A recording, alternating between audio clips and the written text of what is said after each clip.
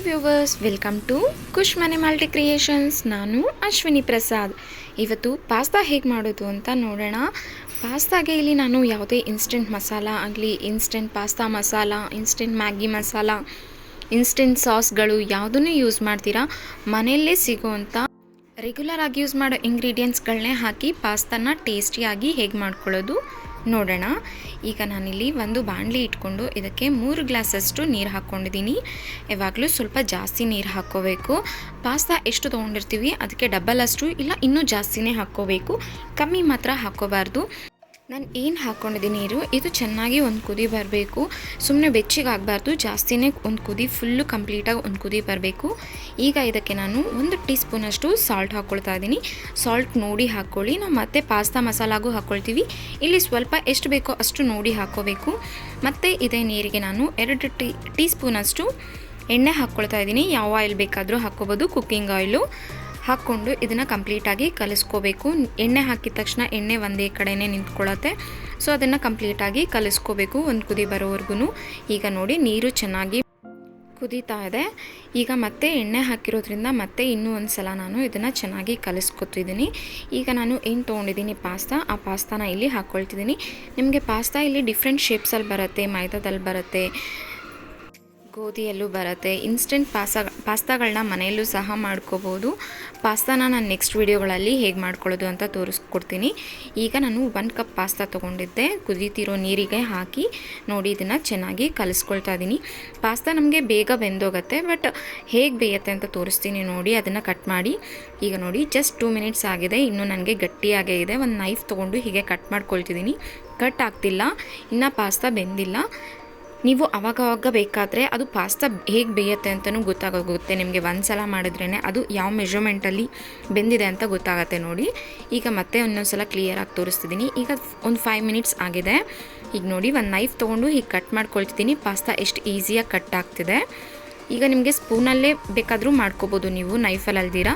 ಸ್ಪೂನಲ್ಲಾದರೆ ಸ್ವಲ್ಪ ಪ್ರೆಷರ್ ಕೊಟ್ಟು ನೋಡಿ. ಈಗ ಜಸ್ಟ್ ಹೀಗೆ ಮಾಡಿದ್ರೇ ಕಟ್ಟಾಗೋಗುತ್ತೆ. ಈ ಕನ್ಸಿಸ್ಟೆನ್ಸಿಯಲ್ಲಿ ಇರುವಾಗ ನಿಮಗೆ ಪಾಸ್ತಾ ಕಂಪ್ಲೀಟಾಗಿ ಬೆಂದಿರುತ್ತೆ. ಈಗ ಇದನ್ನು ಫುಲ್ ನೀರು ತೆಗೆದು ಬಸಿದ್ಕೊಂಡ್ಬಿಡಬೇಕು. ನೀವು ಜಾಲರ ಸಹಾಯದಿಂದ ಬೇಕಾದರೆ ಬಸಿದ್ಕೊಳ್ಳಿ. ನಾನು ಇಲ್ಲಿ ವಿಡಿಯೋಗೋಸ್ಕರ ಪಕ್ಕದಲ್ಲೇ ಒಂದು ಬೇಷನಲ್ಲಿ ನೀರಿಟ್ಕೊಂಡು ಅದಕ್ಕೆ ಹಾಕ್ಕೊಳ್ತಾ ಇದ್ದೀನಿ ನೋಡಿ. ಈಗ ಕಂಪ್ಲೀಟಾಗಿ ನೀವು ಐಸ್ ಕ್ಯೂಬ್ಸ್ ವಾಟರಲ್ಲಿ ಹಾಕ್ಕೊಂಡ್ರೂ ಇನ್ನೂ ತುಂಬ ಚೆನ್ನಾಗಾಗತ್ತೆ. ಈಗ ಕಂಪ್ಲೀಟಾಗಿ ಒಂದು 2 ಮಿನಿಟ್ಸು ತಣ್ಣೀರಲ್ಲೇ ಬಿಟ್ಟು ಮತ್ತೆ ನೀರನ್ನ ಕಂಪ್ಲೀಟಾಗಿ ಬಸಿದ್ಬಿಟ್ಟಿದ್ದೀನಿ. ಈಗ ಒಂದು ಮಿಕ್ಸಿ ಜಾರಿಗೆ ಖಾರಕ್ಕೆ ಎಷ್ಟು ಬೇಕೋ ಅಷ್ಟು ನೋಡಿ ಹಾಕ್ಕೊಳ್ಳಿ. ನಿಮಗೆ ಖಾರ ಜಾಸ್ತಿ ಬೇಕು ಅಂದರೆ ಜಾಸ್ತಿ ಹಾಕ್ಕೊಳ್ಳಿ. ನಾನಿಲ್ಲಿ 4 ಖಾರದ ಮೆಣಸಿನ್ಕಾಯಿ, 1 ಕಲ್ಲರಿಗೋಸ್ಕರ ಬ್ಯಾಡಗಿ ಮೆಣಸಿನ್ಕಾಯಿ ಹಾಕ್ಕೊಂಡಿದ್ದೀನಿ. ಇಲ್ಲಿ ಸ್ವಲ್ಪ ಸಕ್ಕರೆ ಯೂಸ್ ಮಾಡ್ತಿದ್ದೀನಿ. ನಮಗೆ ಸಾಸು, ಸ್ವೀಟು, ಉಪ್ಪು, ಹುಳಿ, ಖಾರ ಇರುತ್ತೆ, ಅದರಿಂದ ಸ್ವೀಟ್ಗೋಸ್ಕರ ಶುಗರ್ ಯೂಸ್ ಮಾಡ್ತಿದ್ದೀನಿ.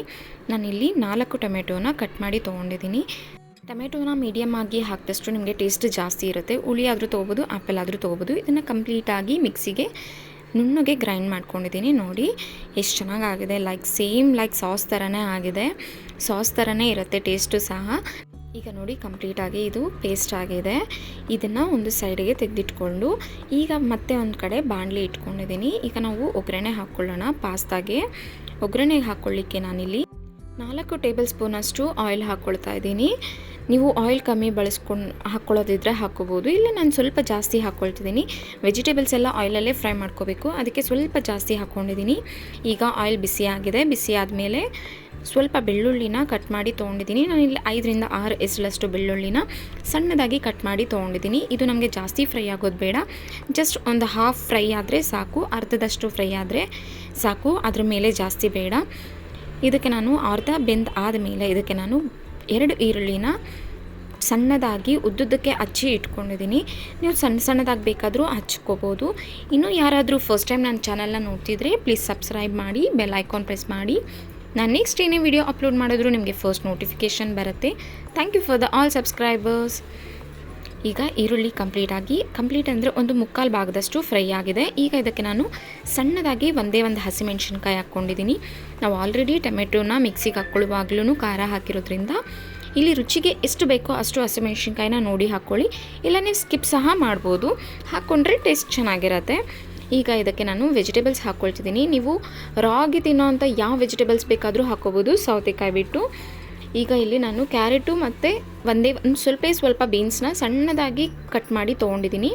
ಇದನ್ನು ಕಂಪ್ಲೀಟಾಗಿ ಆಯಿಲಲ್ಲೇ ಫ್ರೈ ಮಾಡ್ಕೊಳ್ತಿದ್ದೀನಿ. ಈಗ ಅರ್ಧದಷ್ಟು ಬೆಂದು ಆದಮೇಲೆ ಇದಕ್ಕೆ ನಾನು ಒಂದು ಕ್ಯಾಪ್ಸಿಕಮ್ನ ಸಣ್ಣದಾಗಿ ಕಟ್ ಮಾಡಿ ತೊಗೊಂಡಿದ್ದೀನಿ. ಇದನ್ನು ನಾವು ಎಲ್ಲ ಆಯಿಲಲ್ಲೇ ಫ್ರೈ ಮಾಡ್ಕೋಬೇಕು. ಚೆನ್ನಾಗಿ ಸಿಮ್ಮಲ್ಲಿಟ್ಟು, ಇಲ್ಲಾಂದರೆ ಸ್ವಲ್ಪ ಹೈ ಫ್ಲೇಮಲ್ಲಿಟ್ಟು ಮಾಡ್ಕೊಳ್ಳಿ.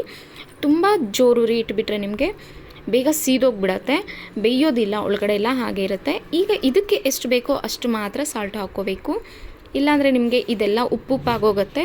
ಪಾಸ್ತಾಗೆ ಉಪ್ಪು ಸೇರೋದಿಲ್ಲ, ಮಸಾಲೆ ಎಲ್ಲ ಉಪ್ಪು ಅನ್ನಿಸ್ಬಿಡತ್ತೆ, ತರಕಾರಿನೂ ಉಪ್ಪುಪ್ಪಾಗಿರುತ್ತೆ. ಎಷ್ಟು ಬೇಕೋ ಅಷ್ಟು ನೋಡಿ ಹಾಕ್ಕೊಳ್ಳಿ ಸಾಲ್ಟು. ಈಗ ಒಂದು ಪ್ಲೇಟ್ ಮುಚ್ಚಿಟ್ಟು ನಾನು ಇದನ್ನು ಒಂದು 4 ನಿಮಿಷ ಬೇಯಿಸ್ಕೊಂಡಿದ್ದೀನಿ. ನೀವು ಹಾಫ್ ಬಾಯ್ಲ್ ಮಾಡ್ಕೋಬೇಕು ಅಂದರೆ ನೀವು ಪ್ಲೇಟ್ ತೆಗೆದು ಸಹ ಬೇಯಿಸ್ಕೋಬೋದು. ಈಗ ಇದಕ್ಕೆ ನಾನು ಸ್ವಲ್ಪ ಅರಿಶಿನ ಹಾಕ್ತಿದ್ದೀನಿ, ಗರಂ ಮಸಾಲ ಒಂದು ಸ್ವಲ್ಪ, ನಾನಿಲ್ಲೆಲ್ಲ ಸ್ವಲ್ಪನೇ ಹಾಕ್ಕೊಳ್ತಿದ್ದೀನಿ. ಸ್ವಲ್ಪ ಕ್ವಾಂಟಿಟಿಯಲ್ಲಿ ಮಾಡ್ತಿರೋದ್ರಿಂದ ಧನಿಯಾ ಪುಡಿನ ಅರ್ಧ ಟೀ ಸ್ಪೂನಷ್ಟು ಹಾಕ್ಕೊಂಡು ಚೆನ್ನಾಗಿ ಕಲಿಸ್ಕೊಳ್ತಿದ್ದೀನಿ. ಇದರಲ್ಲಿರೋಂಥ ಹಸಿ ವಾಸನೆ ಎಲ್ಲ ಹೋಗಬೇಕು. ಆಯಿಲಲ್ಲೇ ಚೆನ್ನಾಗಿ ಇದನ್ನು ಕಂಪ್ಲೀಟಾಗಿ ಫ್ರೈ ಮಾಡ್ಕೋಬೇಕು. ನೀವು ಬೇಕು ಅಂದರೆ ಪ್ಲೇಟ್ ಮುಚ್ಚಿದಿರಾನು ಸಹ ಫ್ರೈ ಮಾಡ್ಕೋಬೋದು. ನಾನಿಲ್ಲಿ ಕಂಪ್ಲೀಟಾಗಿ ಬಾಯ್ಲ್ ಆಗಲಿಕ್ಕೋಸ್ಕರ ಪ್ಲೇಟ್ ಮುಚ್ಚಿಟ್ಟು ಫ್ರೈ ಮಾಡ್ಕೊಂಡಿದ್ದೆ. ಇದರಲ್ಲಿರೋ ಹಸಿ ವಾಸನೆ ಎಲ್ಲ ಹೋಗಿ ಆದಮೇಲೆ ನಾನು ಏನು ರುಬ್ಬಿಟ್ಕೊಂಡಿದ್ದೆ ಟೊಮ್ಯಾಟೊ ಪೇಸ್ಟ್ನ ಇದಕ್ಕೆ ಹಾಕ್ಕೊಂಡು ಚೆನ್ನಾಗಿ ಫ್ರೈ ಮಾಡ್ಕೊಳ್ತಿದ್ದೀನಿ. ನಾವು ಇದಕ್ಕೆ ನೀರು ಹಾಕೋದಿಲ್ಲ, ಅದರಿಂದ ನನ್ನ ಜಾರಲ್ಲಿ ಏನಿತ್ತು ಆ ಕಂಪ್ಲೀಟ್ ಮಸಾಲಾನ ಸ್ಪೂನಲ್ಲಿನೇ ತೆಗೆದು ಹಾಕಿ ಫ್ರೈ ಮಾಡ್ಕೊಳ್ತಿದ್ದೀನಿ. ಈಗ ಈ ಟೊಮೆಟೊನೂ ಹಸಿದಾಗೇ ಇರುತ್ತೆ, ಹಸಿ ವಾಸನೆ ಇದರಲ್ಲಿರೋಂಥ ಹಸಿ ವಾಸನೆ ಹೋಗೋವರೆಗೂ ಚೆನ್ನಾಗಿ ಮೀಡಿಯಮ್ ಉರಿಯಲ್ಲೇ ಇಟ್ಟು ಚೆನ್ನಾಗಿ ಕಲಿಸ್ಕೋಬೇಕು. ನೋಡಿ ಸಾಸ್ ಹಾಕಿರೋ ಥರನೇ ಅನಿಸುತ್ತೆ ನಿಮಗೆ, ಟೇಸ್ಟ್ ಕೂಡ ಸಾಸ್ ಯೂಸ್ ಮಾಡಿದ್ದೀವಿ ಅನ್ನೋ ಥರನೇ ಇರುತ್ತೆ. ಈಗ ಇದಕ್ಕೆ ನಾನು ತಿಕ್ನೆಸ್ಸಿಗೋಸ್ಕರ 2 ಟೇಬಲ್ ಸ್ಪೂನಷ್ಟು ಕಾರ್ನ್ಫ್ಲೋರ್ನ ನೀರಲ್ಲಿ ಮಿಕ್ಸ್ ಮಾಡಿ ಹಾಕ್ಕೊಳ್ತಿದ್ದೀನಿ. ಒಂಚೂರು ಗಂಟಿಲ್ಲದೆ ಇರೋ ಥರ ಕಂಪ್ಲೀಟಾಗಿ ಕಲಿಸ್ಕೋಬೇಕು. ಕಂಪ್ಲೀಟಾಗಿ ಕಲಿಸ್ಕೊಂಡು ಸಿಮ್ಮಲ್ಲಿಟ್ಟು ಕಾರ್ನ್ಫ್ಲೋರ್ನ ಹಾಕ್ಕೋಬೇಕು, ಇಲ್ಲಾಂದರೆ ನಿಮಗೆ ಗಂಟಾಗೋಗುತ್ತೆ. ಫುಲ್ ಸಿಮ್ಮಲ್ಲಿಟ್ಟು ಕಾರ್ನ್ಫ್ಲೋರ್ನ ಹಾಕಿ ಸ್ವಲ್ಪ ತಿಕ್ನೆಸ್ ಬರುತ್ತೆ. ಕಾರ್ನ್ಫ್ಲೋರ್ ಹಾಕೋದ್ರಿಂದ ಟೇಸ್ಟು ಚೆನ್ನಾಗಿರುತ್ತೆ. ನೀವು ಬೇಕು ಅಂದರೆ ಬಾದಾಮಿನ ನೆನೆಸಿನೂ ಪೇಸ್ಟ್ ಮಾಡಿ ಹಾಕ್ಕೋಬೋದು, ಗೋಡಂಬಿ ಸಹ ಹಾಕ್ಕೋಬೋದು. ನಿಮಗೆ ಕಾರ್ನ್ಫ್ಲೋರ್ ಯೂಸ್ ಮಾಡೋಕ್ಕಾಗಲಿಲ್ಲ ಅಂದರೆ ಅದನ್ನು ಸಹ ನೆನೆಸಿ ಹಾಕೋಬೋದು. ಟೇಸ್ಟಲ್ಲಿ ಏನೂ ಚೇಂಜಸ್ ಇರಲ್ಲ, ಬಟ್ ಟೇಸ್ಟ್ ವೈಸ್ ಇನ್ನೂ ಚೆನ್ನಾಗಿರುತ್ತೆ. ಈಗ ಇದನ್ನು ಚೆನ್ನಾಗಿ ಫ್ರೈ ಮಾಡ್ಕೊಂಡು ಆದಮೇಲೆ ಕಾರ್ನ್ಫ್ಲೋರ್ ಎಲ್ಲ ಫ್ರೈ ಆದಮೇಲೆ ನಾನು ಏನು ಮೊದಲೇ ಬೇಯಿಸಿಟ್ಕೊಂಡಿದ್ದೆ ಪಾಸ್ತಾ ಅದನ್ನು ಹಾಕಿ ಕಲಿಸ್ಕೊಳ್ತಾ ಇದ್ದೀನಿ. ಕಲಿಸುವಾಗ ಮುರಿದೋಗುತ್ತೆ, ಸ್ವಲ್ಪ ನೋಡಿಕೊಂಡು ನಿಧಾನಕ್ಕೆ ಕಲಿಸ್ಕೋಬೇಕು. ಈಗ ಸ್ವಲ್ಪ ಹೈ ಫ್ಲೇಮಲ್ಲಿಟ್ಟು ಕೊತ್ತಂಬರಿ ಸೊಪ್ಪು ಸ್ವಲ್ಪ ಹಾಕಿ, ಈಗ ಇದಕ್ಕೆ ಪಾಸ್ತಾಗೆ ಎಷ್ಟು ಬೇಕೋ ಅಷ್ಟು ರುಚಿನ ನೋಡಿಕೊಂಡು ಹಾಕ್ಕೋಬೇಕು. ನಾವು ಮೊದಲೇ 2 ಸಲ ಸಾಲ್ಟ್ ಯೂಸ್ ಮಾಡಿರೋದ್ರಿಂದ ಎಷ್ಟು ಬೇಕೋ ಅಷ್ಟು ನೋಡಿಕೊಂಡು ಮೀಡಿಯಮ್ ಉರಿಯಲ್ಲಿ ಕಂಪ್ಲೀಟಾಗಿ ಬೇಯಿಸ್ಕೋಬೇಕು.